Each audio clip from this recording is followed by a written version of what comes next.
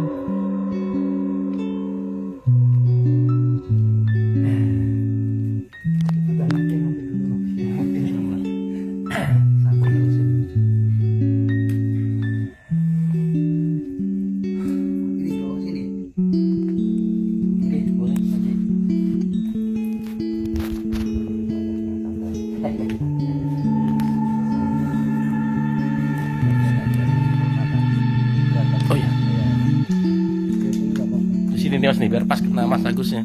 Pak Mas ke alamnya. Apa ngarep apa? Ngarep apa? Samping nuan. Samping Mas Alam.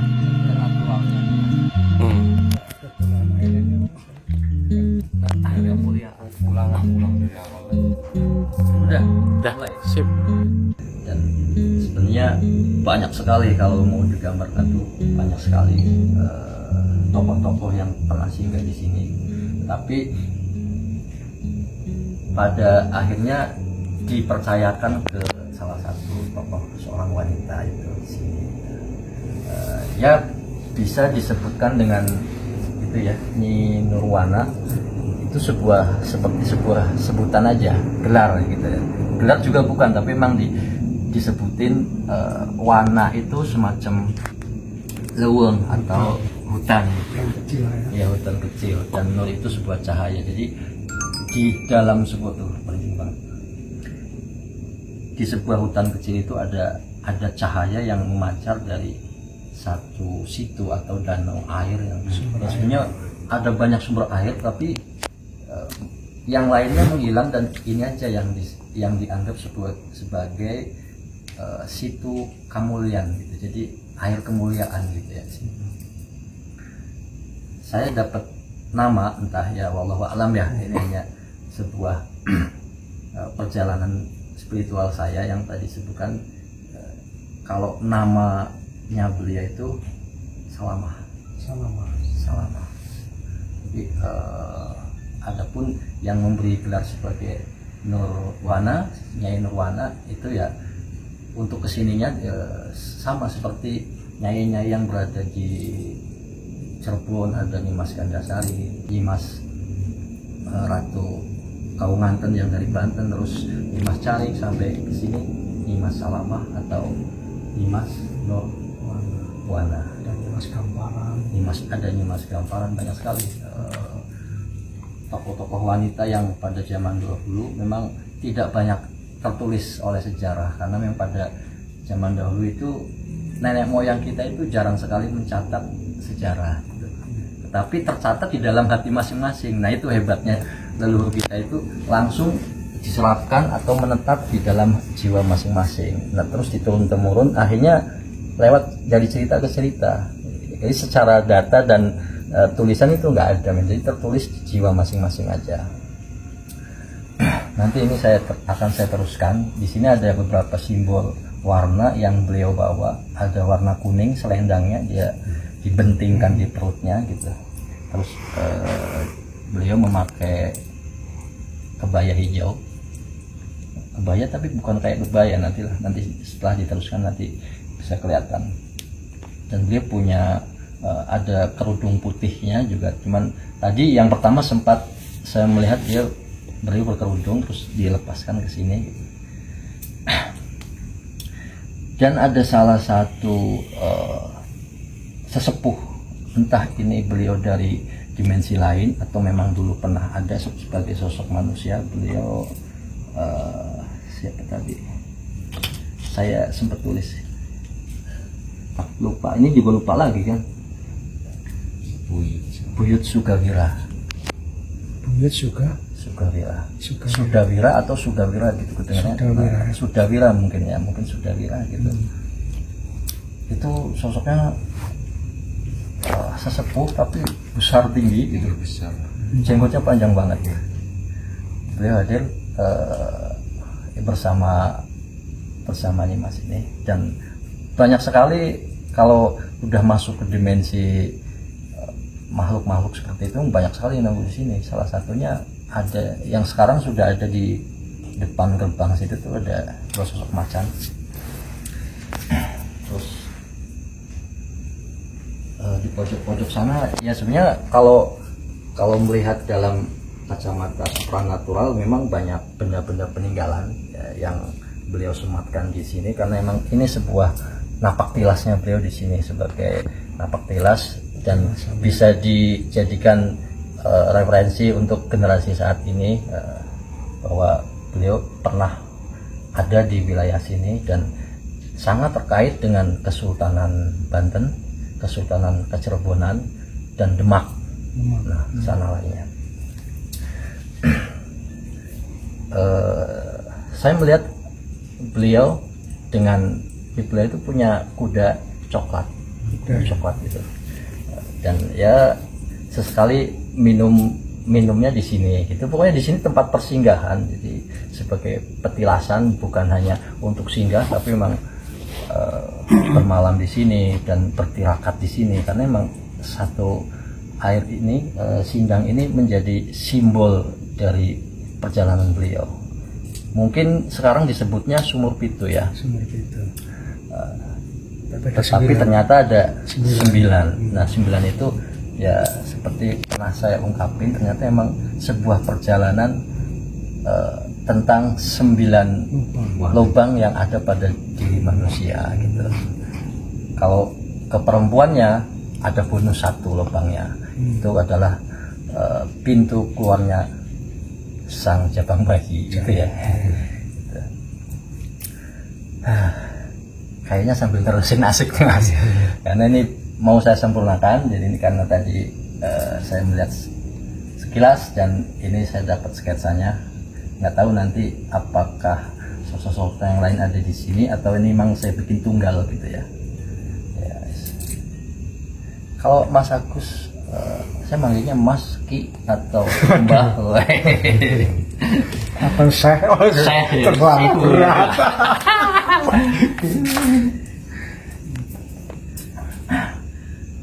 Tapi sempat saya tadi memang waktu dari sholat di situ sempat menggambarkan sosok ini, agak menggambarkan sendiri dalam arti sendiri sebelum Ki Alam datang itu tadi.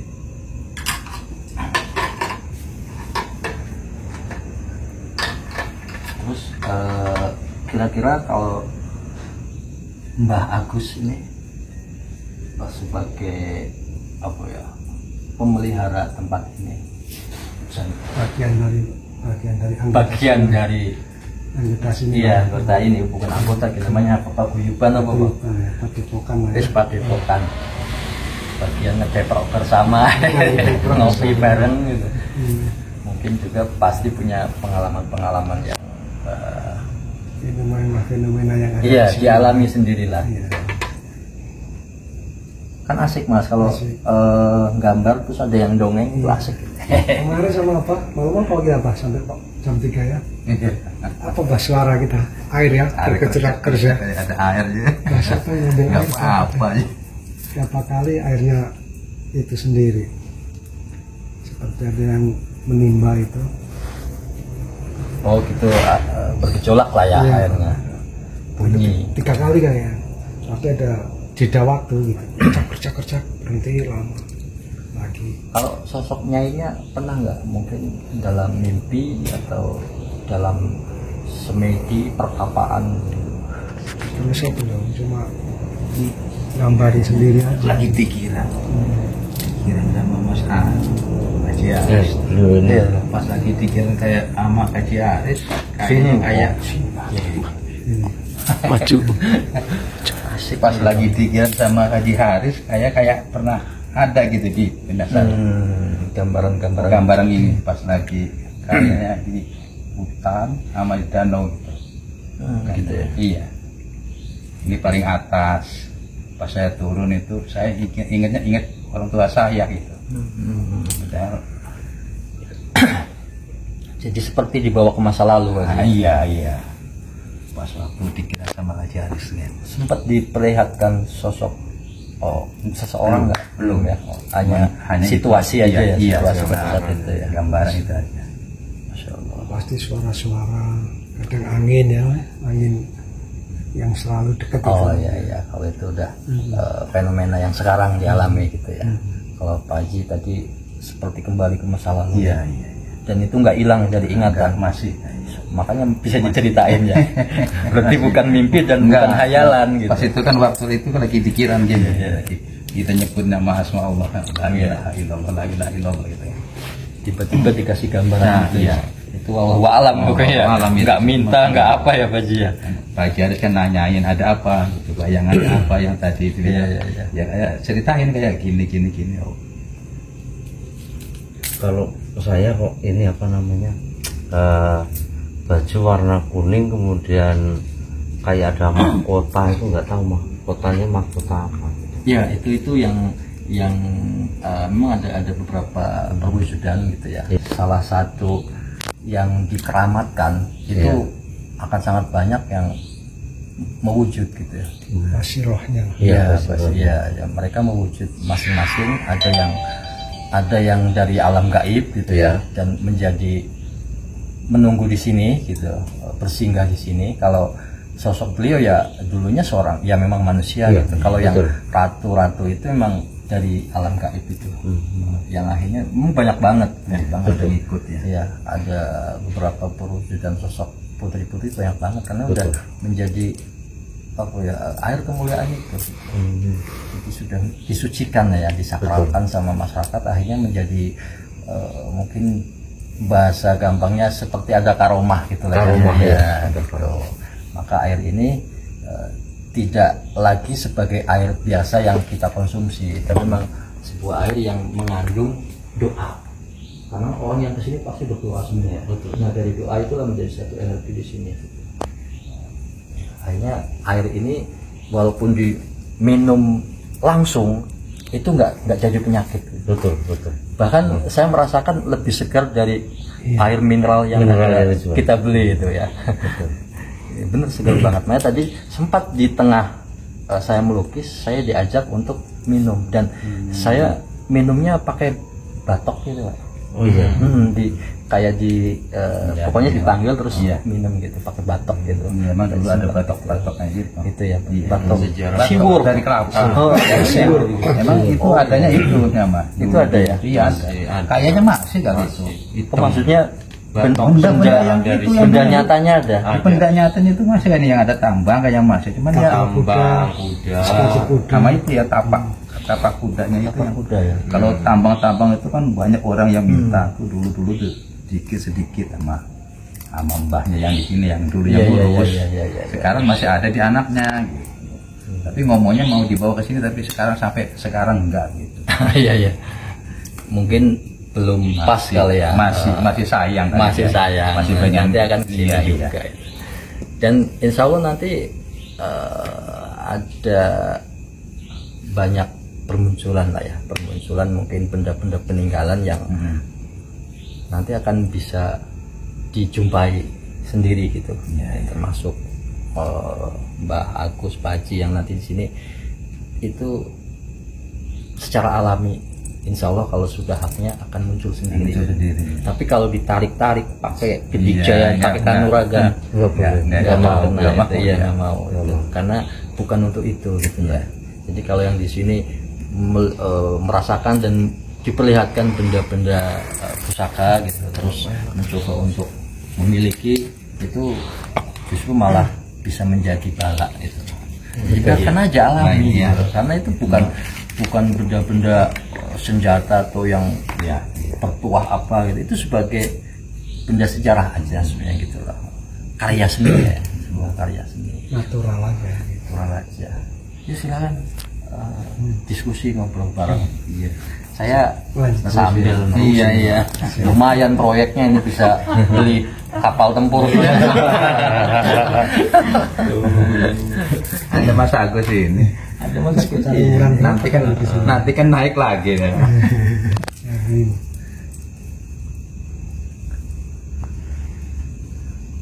Pak Suwadi nggak kesini ya? Enggak apa-apa jangan dipanggil, jangan biarin aja. Emang udah dikasih kabar sih. Oh ya. Ternyata sosoknya ini cantik juga ya. Ya Mas. Cantik lah. Tajam sorot matanya. Matanya kayak karena mengedelang ulasnya makin celong mendelik kan. Mendelang lagi nih Mas. Kalau ini sih agak teduh beliau wajah. Kalau yang saya waktu ngelukis ini Mas Gamparan, apa ya? Pokoknya berwibawa gitu. Ada sorot mata yang menyimpan apa gitu. Sana sepi loh ya. Iya, sepi banget. Sepi banget sana burung di alas beneran. Di sana mengasih tahu sendiri tuh badan kitanya ketahuan.